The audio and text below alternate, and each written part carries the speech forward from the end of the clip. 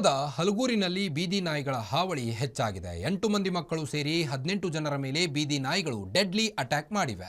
ಸ್ಥಳೀಯ ಆಸ್ಪತ್ರೆಯಲ್ಲಿ ನಾಯಿ ಕಡಿತದ ಲಸಿಕೆ ಇಲ್ಲದೆ ರೋಗಿಗಳು ಪರದಾಡುವಂತ ಪರಿಸ್ಥಿತಿ ಎದುರಾಗಿದ್ದು, ಬೀದಿ ನಾಯಿಗಳ ಹಾವಳಿಗೆ ಹಲಗೂರು ಪಟ್ಟಣದ ಜನರು ಕಂಗಾಲಾಗಿದ್ದಾರೆ.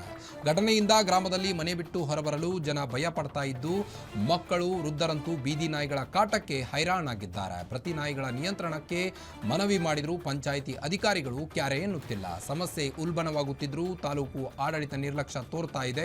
ಸಮಸ್ಯೆ ಬಗೆಹರಿಸದ ಆಡಳಿತ ಹಾಗೂ ಜನಪ್ರತಿನಿಧಿಗಳಿಗೆ ಸ್ಥಳೀಯ ಜನರು ಹಿಡಿ ಶಾಪವನ್ನ ಹಾಕ್ತಾ ಇದ್ದಾರೆ.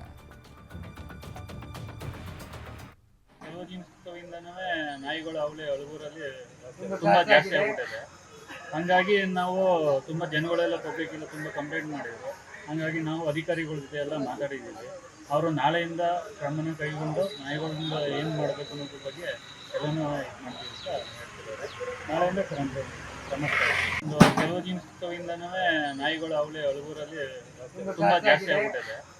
ಹಂಗಾಗಿ ಹಲಗೂರು ಗ್ರಾಮ ಪಂಚಾಯಿತಿಯಲ್ಲಿ ಬೀದಿ ನಾಯಿಗಳ ಹಾವಳಿ ಹೆಚ್ಚಾಗಿದ್ದು, ಮಕ್ಕಳು ಸೇರಿದಂತೆ ವಯಸ್ಕರ ಮೇಲೆ ದಾಳಿ ಮಾಡಿ ಕಚ್ಚಿರುವ ಪ್ರಕರಣಗಳು ಕಂಡುಕೊಂಡಿರುತ್ತೆ. ಅವರೆಲ್ಲರೂ ಸಹ ಹಲಗೂರು ಗ್ರಾಮದ ಸಮುದಾಯ ಆರೋಗ್ಯ ಕೇಂದ್ರದಲ್ಲಿ ಪ್ರಾಥಮಿಕ ಚಿಕಿತ್ಸೆಯನ್ನು ಪಡೆದು ಮಳವಳ್ಳಿ ಸಾರ್ವಜನಿಕ ಆಸ್ಪತ್ರೆಯಲ್ಲಿ ಚಿಕಿತ್ಸೆಯನ್ನು ಪಡೆದುಕೊಂಡಿದ್ದಾರೆ.